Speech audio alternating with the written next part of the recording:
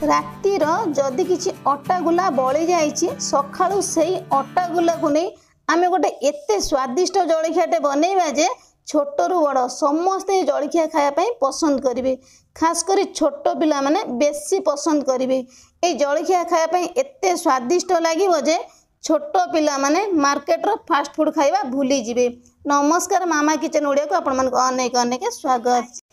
आज ये स्वादिष्ट रेसिपी पाई प्रथमे आमको अटा गुला दरकार।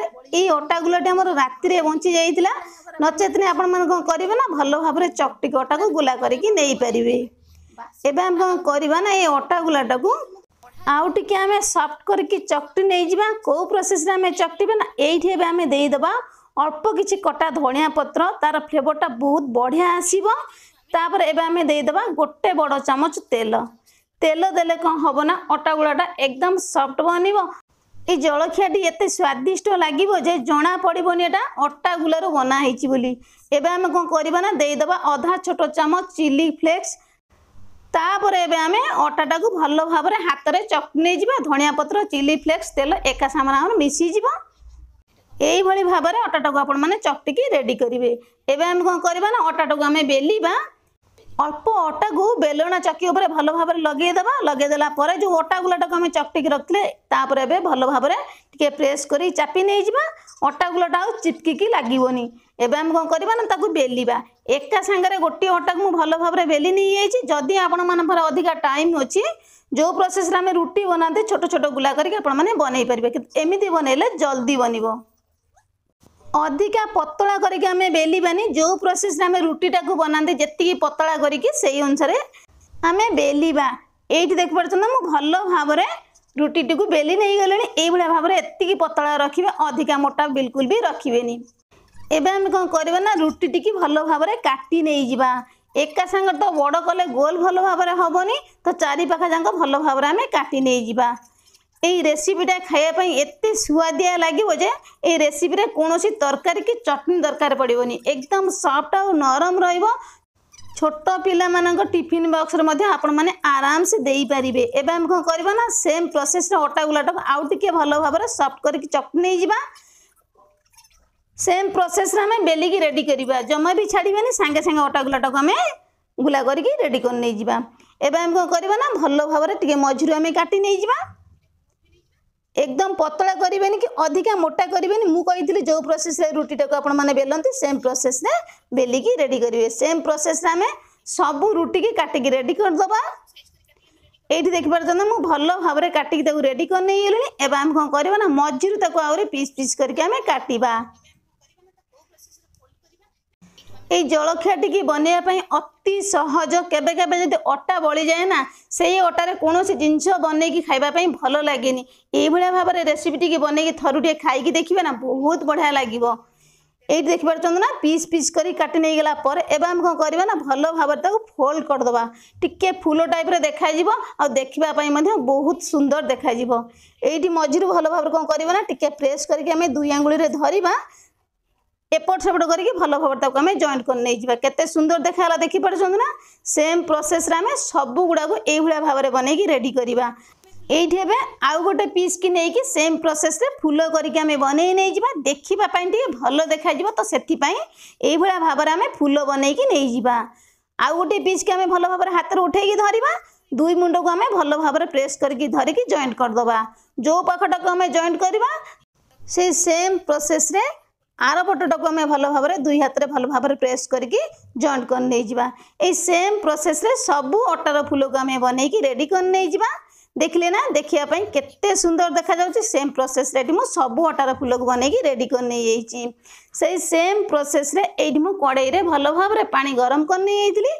पानी के आम भल भाव में फुटिबा पई दबा। पानी फुटीगला पर जो अटार फूल को आम देले कौन हम ना कई क्या संगे लगे एकदम गोटी गोटी रहिबो। तो सेथिपाई पानीटा आमर भल भाव में फुटिबा दरकार। यही भाव में आपण मैंने पानी टी फुटेबे। एबे आम कौन करबा ना जो अटार फूल को आम बनई रखते सबू जाक देदबा।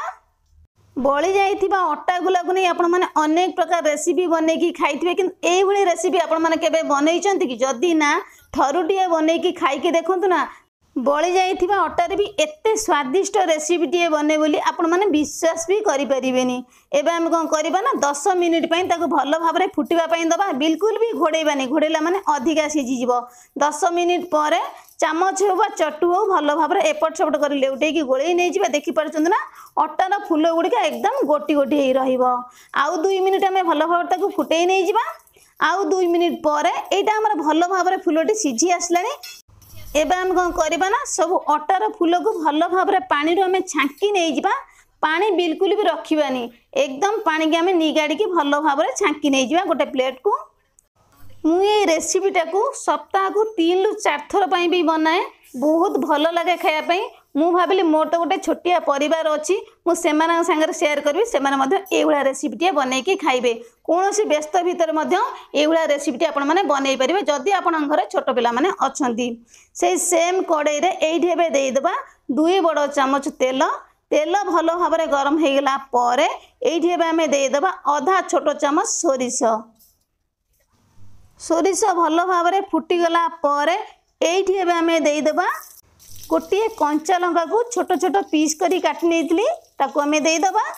तापर एबे हमें देई देबा 2टी बड़ साइज रो प्याज को एकदम छोट पतला करी काटी नेइतली ताको एबे देई देबा। तापर एबे हमें देई देबा अल्प किछि फ्रेश भृषंग पत्र। गैस रो फ्लेम को मीडियम रखिकी प्याज और भृषंग पत्र को भलो भाबरे हमें भाजी नै जिबा। अधिका लाल करके भाजबानी, प्याजर कंचा स्मेलटा पळै जिवो, प्याजर क्रंचीनेसटा रहिबो। सेही प्रोसेस रे आपण माने भाजिबे। अधिका लाल करके भाजिले भलो लागिवोनी। एइठी बे छाडी दबा ताको 2 रु 3 मिनिट पर्यंत। आउ 2 रु 3 मिनिट परे प्याज हमर हल्का से भलो भाबरे हेई आसले। तापर एठी हमें देई दबा 2टी बड़ साइज रो टमाटो को एकदम छोट पीस करी काटी नेइतली ताको एबे देई दबा। एबे हमें देई दबा स्वाद अनुसार लूण आधा छोट चामच। भलो भाबरे हमें प्याज सहित टमाटो को मिसेई की भाजी नै जिबा। टमाटोटा हमर हल्का सॉफ्ट हे जिवो। एई रेसिपीटा रे टिके अधिक प्याज और टमाटो लागिवो। रेसिपीटा एकदम जल्दी बनेबो, बनेबा प्रोसेस एकदम सहज।